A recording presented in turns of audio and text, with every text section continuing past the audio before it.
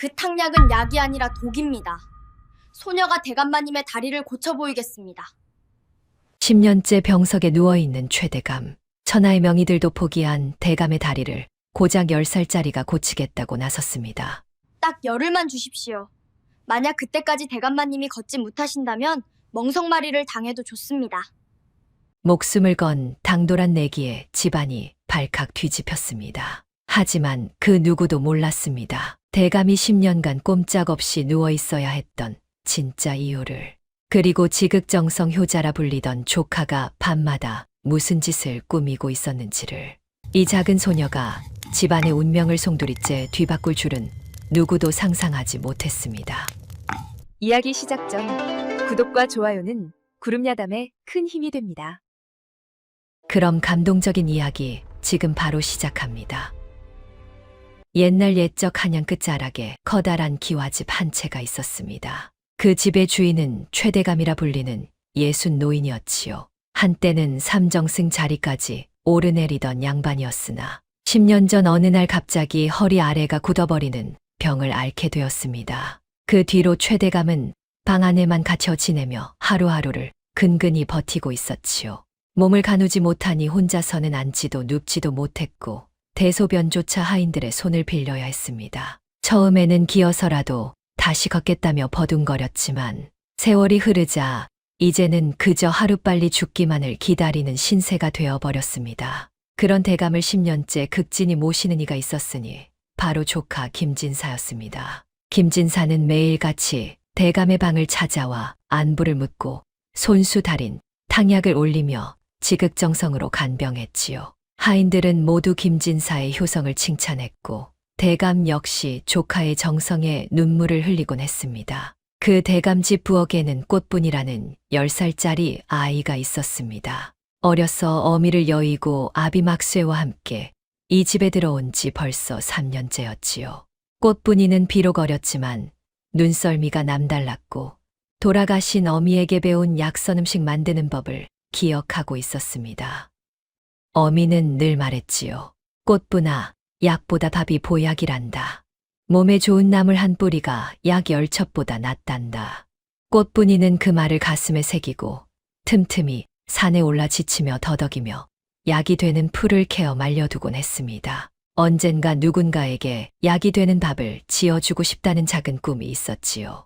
그러던 어느 날 꽃분이는 이상한 광경을 목격했습니다. 김진사가 매일 대감께 올리는 탕약을 다릴 때면 반드시 부엌 하인들을 모두 내보냈던 것입니다. 그리고 혼자 남은 방 안에서 무언가를 하는 듯 했지요.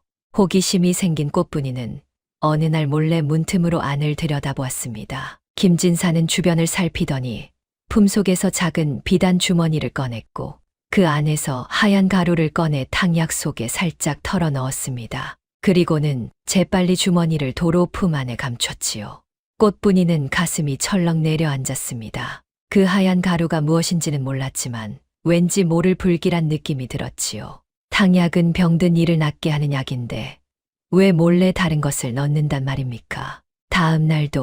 그 다음 날도 김진사는 똑같이 행동했습니다. 하인들을 내보내고 품속에서 비단 주머니를 꺼내 탕약에 가루를 넣었지요. 꽃분이는 더 이상 참을 수가 없었습니다. 어느 날 아침 김진사가 탕약을 대감께 가져간 뒤 꽃분이는 몰래 약탕관에 남은 탕약을 조금 덜어냈습니다. 그리고 그것을 마당 한쪽에 키우던 암탉에게 먹였지요. 처음에는 아무렇지도 않았습니다. 닭은 쪼아 먹고 멀쩡히 돌아다녔지요. 그런데 해가 중천에 뜰 무렵 닭이 비틀거리기 시작했습니다. 그러더니 저녁때가 되자 땅바닥에 쓰러져 경련을 일으켰고 다음 날 아침에는 완전히 죽어 있었습니다. 꽃분이는 소스라치게 놀랐습니다. 이건 약이 아니야. 이건 독이야. 그날 밤 꽃분이는 잠을 이룰 수가 없었습니다. 다음 날 꽃분이는 결심했습니다. 대감마님께 사실을 알려야 한다고 말이지요. 비록 10살짜리의 말을 누가 믿어주겠습니까만 그래도 말하지 않으면 대감마님이 위험할 것 같았습니다. 해가 중천에 떴을 무렵 꽃분이는 몰래 대감의 방으로 향했습니다. 평소에는 함부로 들어갈 수 없는 곳이었지요. 문 앞을 지키던 하인이 꽃분이를 보고 소리쳤습니다. 이것아, 내가 감히 어디를 들어가려 하느냐? 대감마님께 급히 아를 말씀이 있습니다. 뭐, 내 주제에 대감마님께 무슨 말을? 그때였습니다. 안에서 최대감의 목소리가 들려왔지요. 들어오너라. 꽃분이는 후다닥 방 안으로 뛰어 들어갔습니다. 방 안에는 반신불수로 누워 계신 최대감과 그 옆에 탕약 그릇을 들고 서 있는 김진사가 있었습니다. 김진사의 얼굴이 순간 굳어졌지요. 꽃분이는 대감 앞에 꿇어 앉으며 외쳤습니다. 대감마님, 그 탕약을 드시면 안 됩니다. 방 안이 순식간에 얼어붙었습니다. 김진사가 버럭 소리를 질렀지요. 이것이 무슨 버릇 없는 짓이냐. 당장 나가거라. 하지만 꽃분이는 물러서지 않았습니다. 작은 몸을 부들부들 떨면서도 대감을 똑바로 바라보며 말했지요. 그 탕약에는 이상한 가루가 들어 있습니다. 소녀가 그 탕약을 닭에게 먹였더니 닭이 죽었습니다. 김진사의 얼굴이 새하얗게 질렸습니다. 하지만 곧 웃음을 터뜨리며 말했지요. 허허, 대감마님, 저 어린 것이 헛것을 본 모양입니다. 약재 중에는 닭에게 독이 되는 것도 있는 법이지요. 이 탕약은 소생이 10년 동안 정성껏 달인 것입니다. 최대감은 아무 말 없이 꽃분이를 바라보았습니다. 그 눈빛에는 피곤함과 체념이 가득했지요. 대감이 천천히 입을 열었습니다. 그래, 그 닭이 정말 죽었느냐? 예, 대감마님. 그렇다면 대감이 말을 잇기도 전에 꽃분이는 벌떡 일어나 탕약 그릇을 향해 손을 뻗었습니다. 그리고 그대로 그릇을 쳐서 바닥에 엎어버렸지요. 뜨거운 탕약이 방바닥에 쏟아졌습니다. 방 안이 아수라장이 되었습니다. 김진사는 버럭 소리를 질렀지요. 이것이 무슨 짓이냐? 당장 저 계집아이를 끌어내어 멍석마리를 쳐라. 하인들이 우르르 들어와 꽃분이를 끌어내려 했습니다. 하지만 꽃분이는 대감의 이불자락을 꼭 붙들고 놓지 않았지요. 대감마님, 소녀에게 열흘만 기회를 주십시오. 열흘 동안 탕약을 드시지 마시고 소녀가 만든 밥을 드셔보십시오. 만약 효험이 없으면 그때 벌을 받겠습니다. 김진사가 비웃었습니다. 허허, 대감마님, 저 어린 것이 무슨 밥을 한다고 대감마님의 병을 고친단 말입니까? 10년을 명의들도 못 고친 병을 말입니다. 최대감은 한참을 말이 없었습니다. 그러다 천천히 입을 열었지요. 좋다, 열흘을 주마. 김진사의 얼굴이 일그러졌습니다. 하지만 대감 앞에서 함부로 말할 수는 없었지요. 명심하여라. 열흘 뒤에도 내 몸이 나아지지 않으면 너와 내 아비는 이 집에서 쫓겨날 것이다. 예, 대감마님, 감사합니다. 꽃분이는 눈물을 글썽이며 절을 올렸습니다. 그리고 후다닥 부엌으로 달려갔지요. 이제 남은 것은 열흘뿐이었습니다. 그 안에 대감마님의 몸을 낫게 해야 했습니다. 그날 밤 꽃분이는 돌아가신 어미가 가르쳐 준 약선 음식 만드는 법을 머릿속으로 되새겼습니다. 이튿날 새벽 꽃분이는 산으로 향했습니다. 아비막쇠도 함께 따라 나섰지요. 꽃분이는 산속을 헤매며 지치 뿌리를 캤습니다. 지치는 피를 맑게 하고 독을 빼내는 약초였지요. 꽃분아, 이게 정말 대감마님 병을 낫게 할 수 있겠느냐? 모르겠어요, 아버지. 하지만 해봐야지요. 어미가 그랬잖아요. 약보다 밥이 보약이라고요. 해가 중천에 뜰 무렵 꽃분이는 지치 뿌리 한 광주리와 미나리 한 아름을 가지고 돌아왔습니다. 미나리 역시 몸속 토끼를 빼내는 대 좋은 나물이었지요. 부엌으로 돌아온 꽃분이는 정성껏 지치 뿌리를 씻고 잘게 썰었습니다. 그리고 쌀과 함께 솥에 넣고 은근한 불로 오래오래 끓였지요.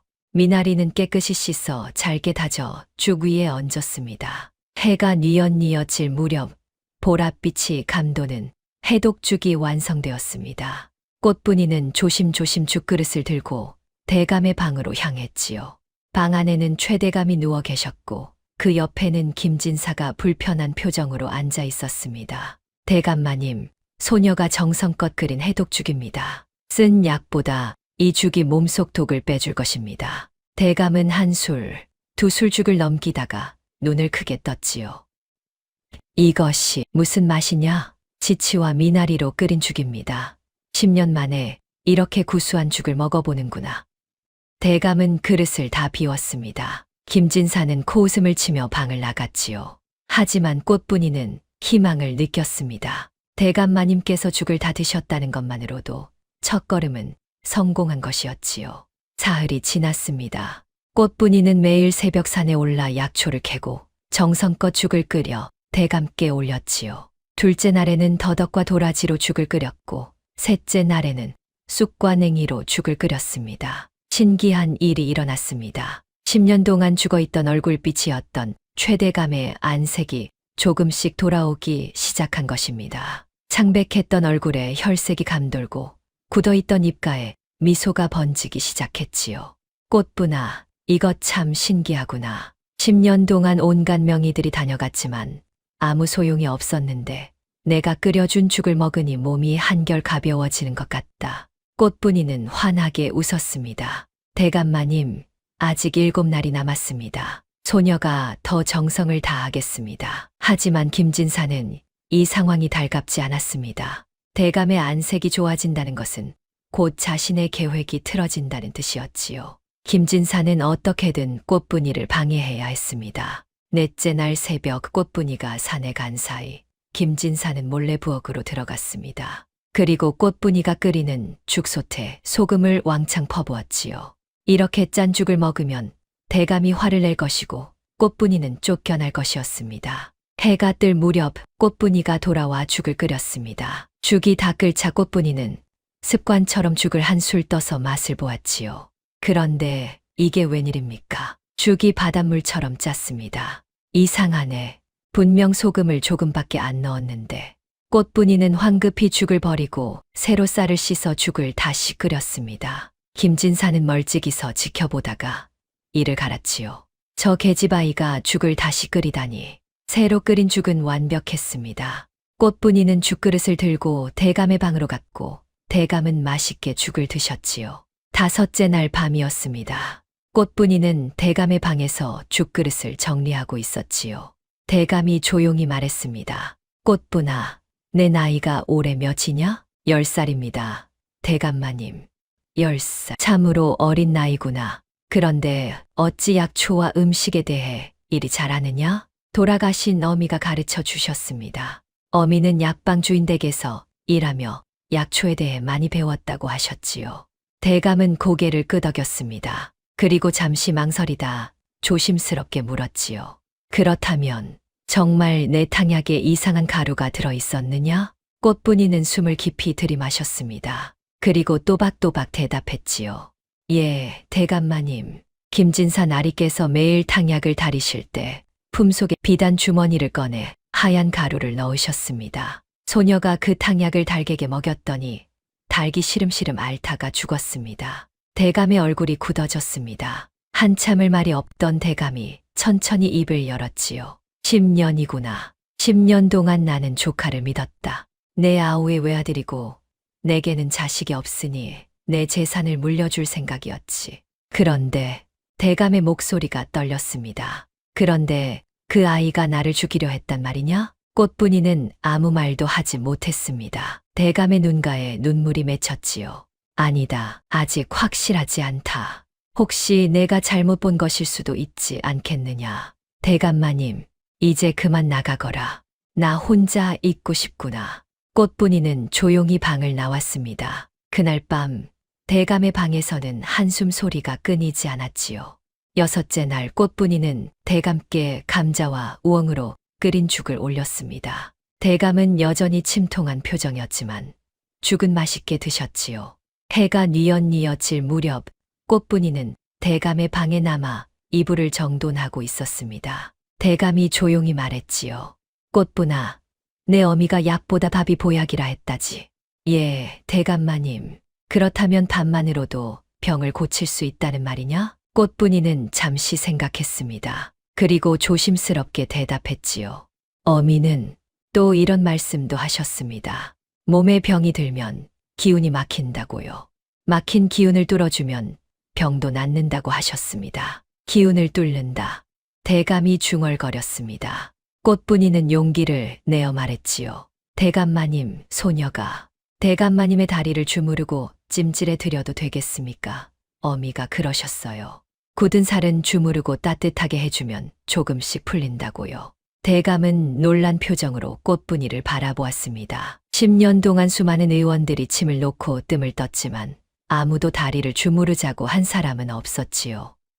한번 해보거라. 그날 밤부터 꽃분이는 매일 밤 대감의 방에 남아 대감의 다리를 주무르기 시작했습니다. 처음에는 돌처럼 굳어있던 다리였지요. 꽃분이의 고사리 손으로는 제대로 주무를 수도 없었습니다. 하지만 꽃분이는 포기하지 않았습니다. 밤새도록 손이 부르트도록 다리를 주무르고 따뜻하게 데운 돌로 찜질을 해주었지요.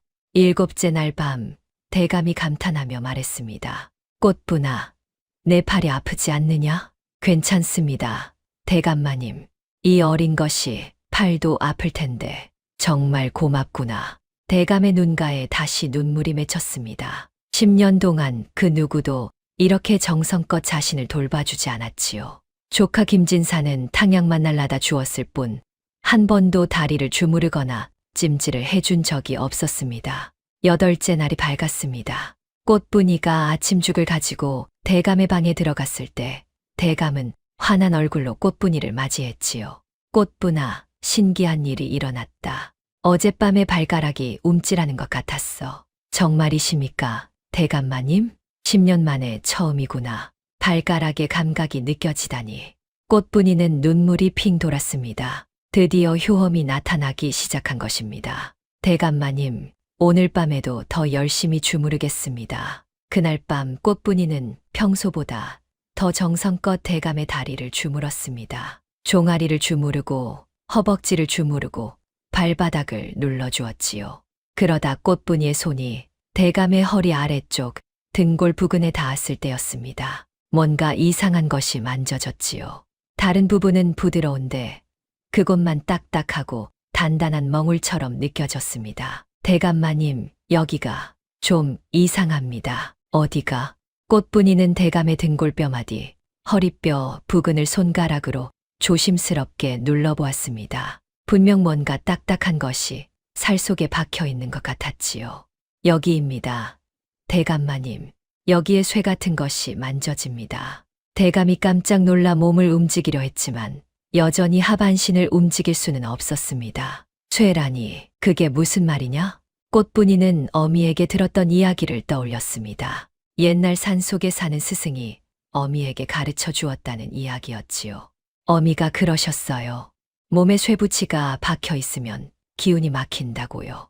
그리고 진암철로 그 쇠를 빼낼 수 있다고 하셨습니다. 진암철. 예, 쇠를 잡아당기는 돌이라고 하셨습니다. 대감은 숨을 깊이 들이마셨습니다.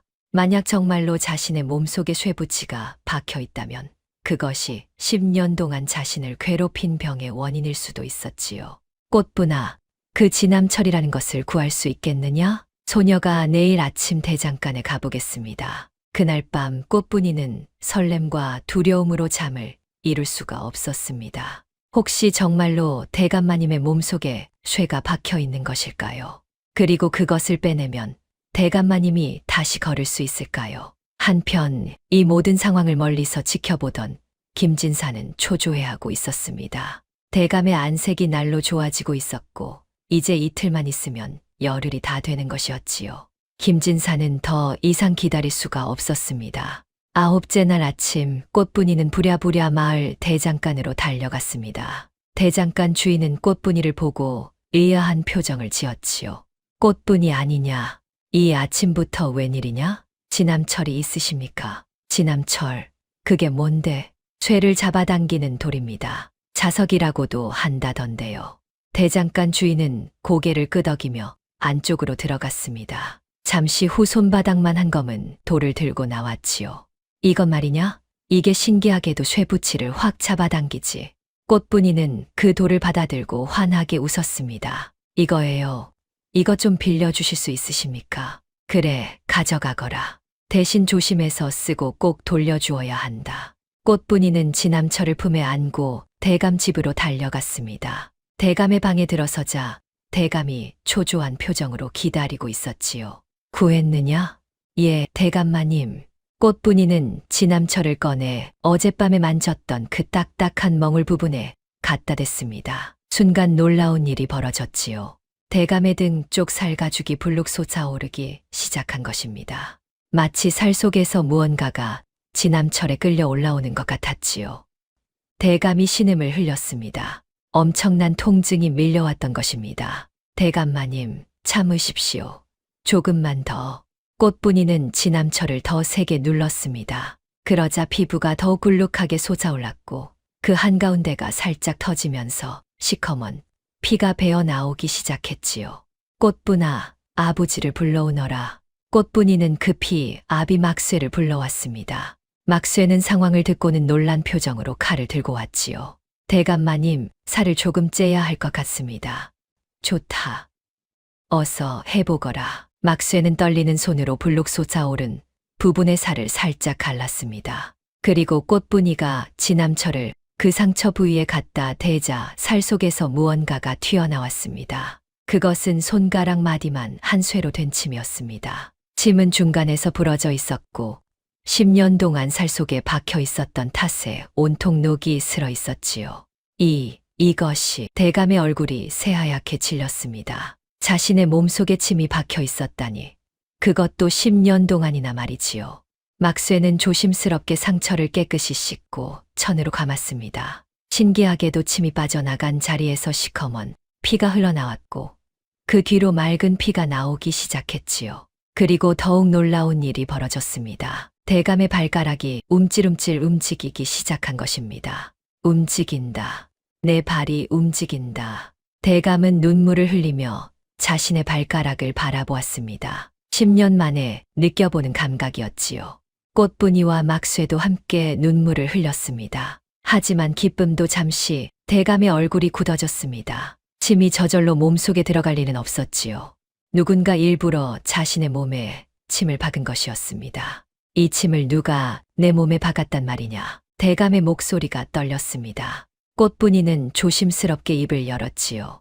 대감마님, 10년 전 대감마님께서 쓰러지시기 전에 무슨 일이 있으셨는지 기억하십니까? 대감은 눈을 감고 기억을 되살렸습니다. 10년 전 그때 나는 허리가 결리고 아파서 조카 진사에게 침을 놓아달라고 했지. 진사가 어렸을 때 침수를 배웠다고 했거든. 그런데 침을 맞고 나서부터 허리 아래가 굳어버렸어. 순간 방 안이 얼어붙었습니다.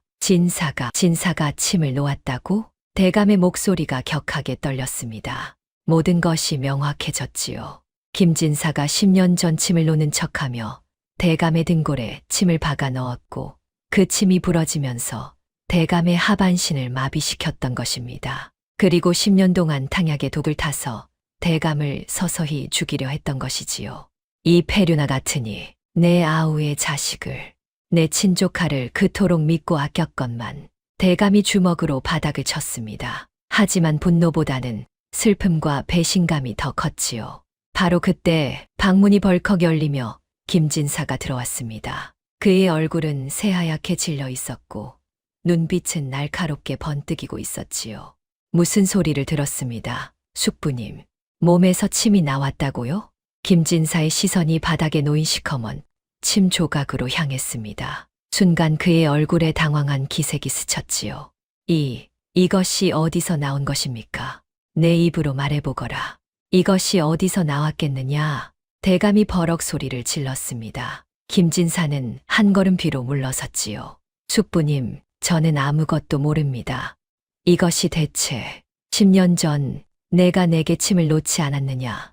그때 이 침을 내 등골에 박아 넣었지. 김진사의 얼굴이 일그러졌습니다. 더 이상 숨길 수 없다는 것을 깨달은 것이지요. 김진사는 잠시 말이 없었습니다. 그러다 갑자기 비웃음을 터뜨렸지요.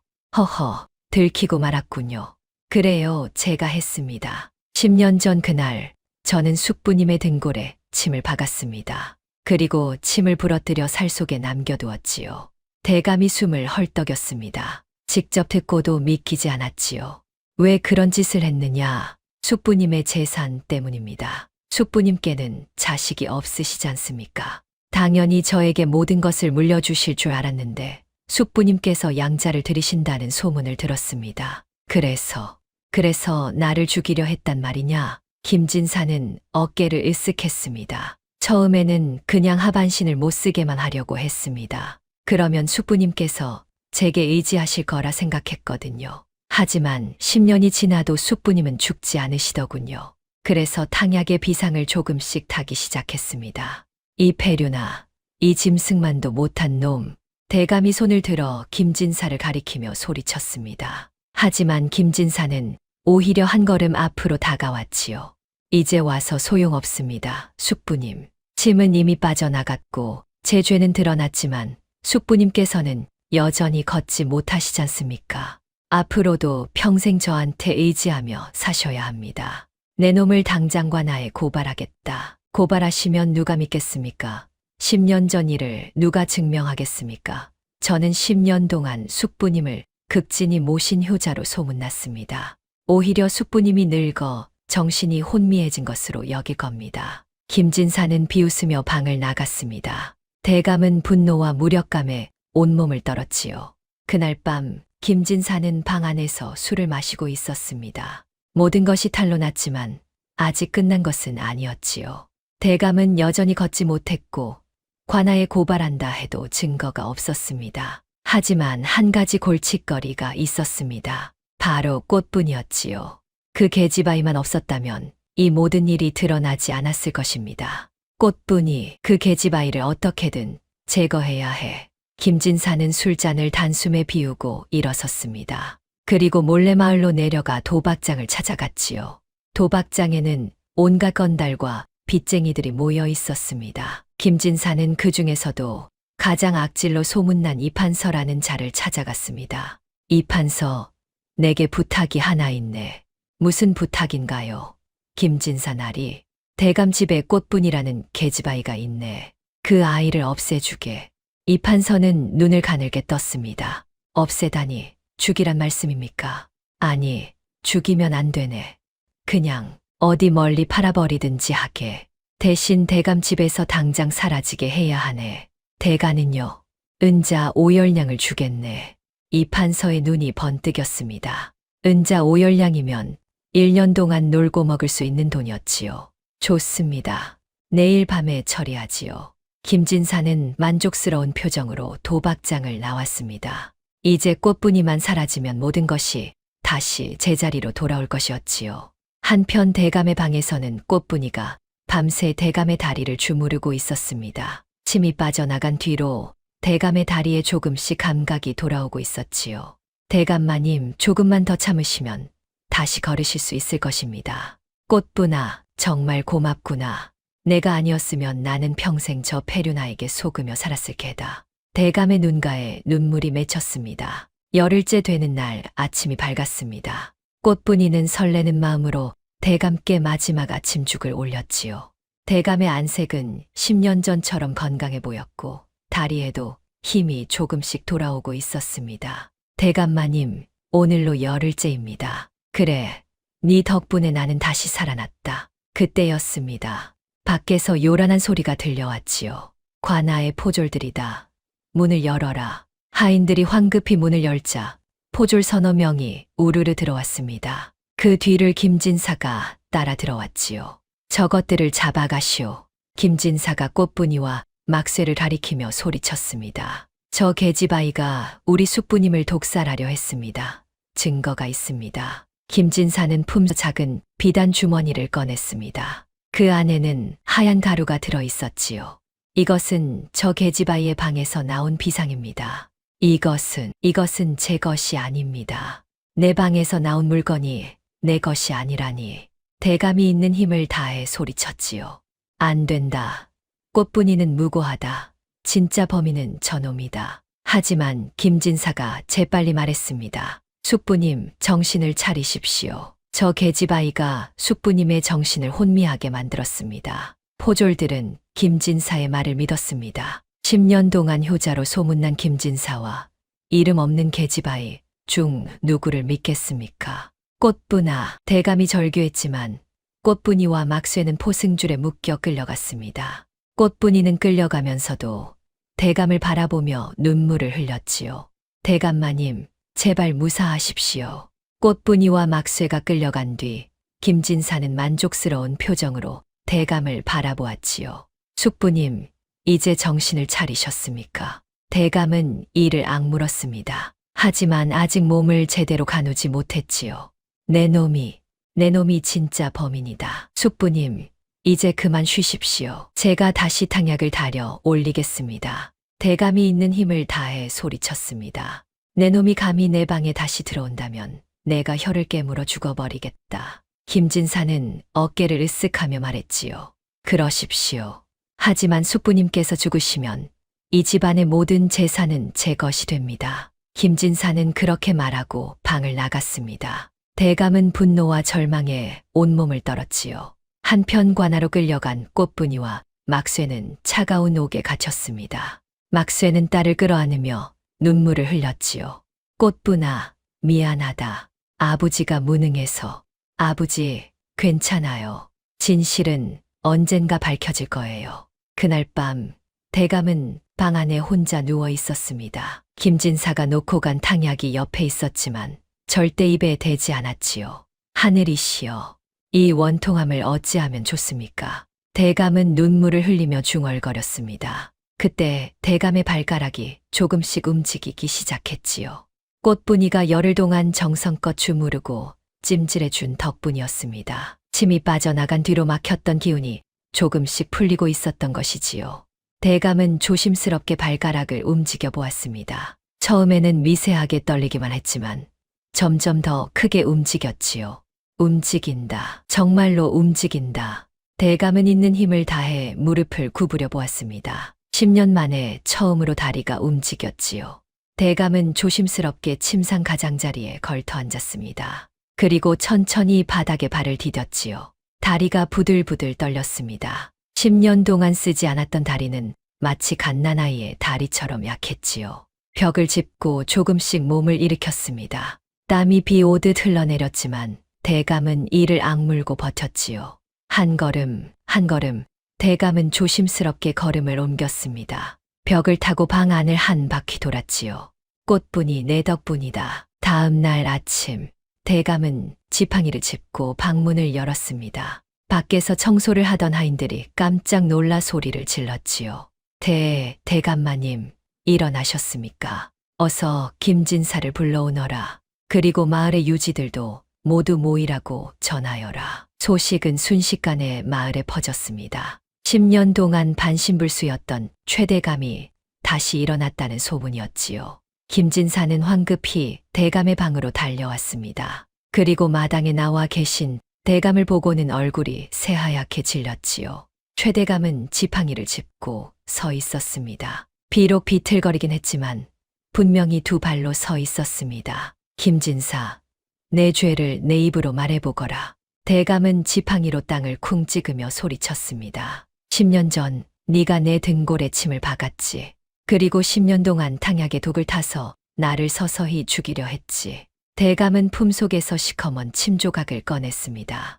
이것이 내 몸속에서 나온 침이다. 김진사는 뒷걸음질을 쳤습니다. 주변 사람들의 시선이 모두 그에게 쏟아졌지요. 그리고 이것은 무엇이냐? 대감은 다시 품속에서 비단 주머니를 꺼냈습니다. 이것은 내가 탕약에 타던 비상이다. 내 방에서 발견했지.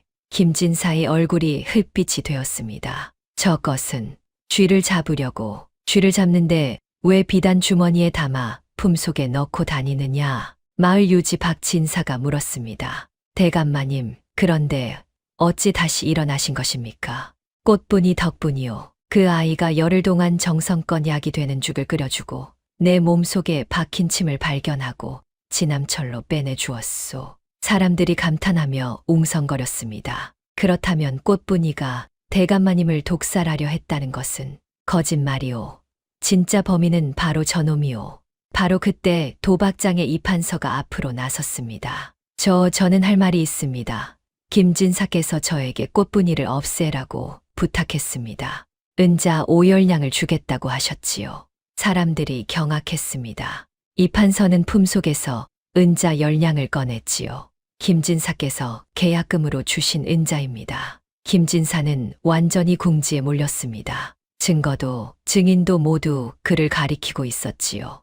대감은 지팡이를 땅에 내리치며 소리쳤습니다. 여봐라, 저 폐륜한 놈을 당장 포박하라. 하인들이 우르르 달려들어 김진사를 붙잡았습니다. 숙부님, 제발 용서해 주십시오. 용서, 10년 동안 나를 죽이려 하면서 용서를 말하느냐. 대감은 하인에게 명했습니다. 내 서재에서 문서 괴짝을 가져오너라. 잠시 후 하인이 커다란 괴짝을 들고 왔습니다. 대감은 그 안에서 여러 장의 문서를 꺼냈지요. 이것들은 모두 내게 물려주려고 했던 재산의 문서들이다. 하지만 이제 내게 줄 것은 단 하나도 없다. 대감은 문서들을 하나하나 찢어버렸습니다. 김진사는 비명을 질렀지요. 안 됩니다. 그것들은 제 것입니다. 내가 무슨 자격으로 내 재산을 탐하느냐. 저놈을 당장 이 집에서 쫓아내라. 그리고 관하로 끌고 가라. 김진사는 결국 포졸들에게 넘겨졌고 재판 끝에 섬으로 유배형을 받았지요.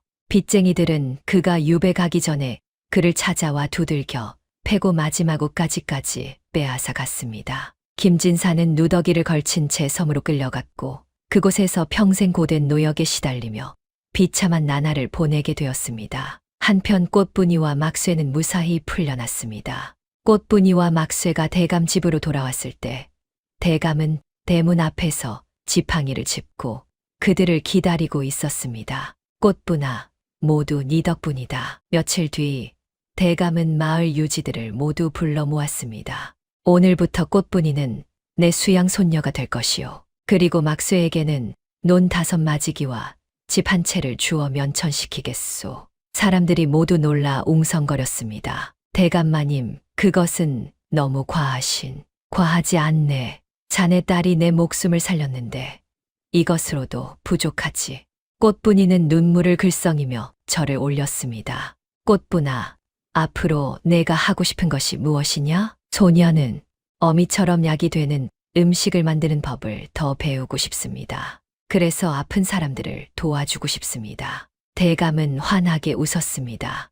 좋다. 그렇다면 내가 한양에서 제일 유명한 의원을 불러 내게 가르침을 주도록 하마. 그날 저녁 꽃분이는 대감을 위해 특별히 정성껏 저녁상을 차렸습니다. 대감과 꽃분이 그리고 막쇠는 한 상에 둘러앉아 따뜻한 밥을 먹었습니다. 꽃분아, 이 죽 참 맛있구나. 대감마님께서 건강하셔야 소녀가 더 맛있는 음식을 만들어 드릴 수 있습니다. 세 사람은 환하게 웃으며 밥을 먹었습니다. 창밖으로는 따뜻한 봄바람이 불어왔고 마당의 매화나무에서는 꽃이 피어나기 시작했지요. 옛말에 백절불굴이라는 말이 있습니다. 어떠한 난관에도 굽히지 않고 이겨나간다는 뜻이지요. 꽃분이는 비록 어렸지만 정의를 위해 굽히지 않았고 대감을 살리기 위해 최선을 다했습니다. 여러분도 어떤 어려움이 닥쳐도 올바른 길을 걷는다면 언젠가는 반드시 좋은 결과가 찾아올 것입니다. 다음 영상을 빠르게 만나보시려면 좋아요와 구독을 눌러주세요. 그럼 더 재미있는 영상으로 찾아뵙겠습니다. 모두 행복한 하루 보내세요.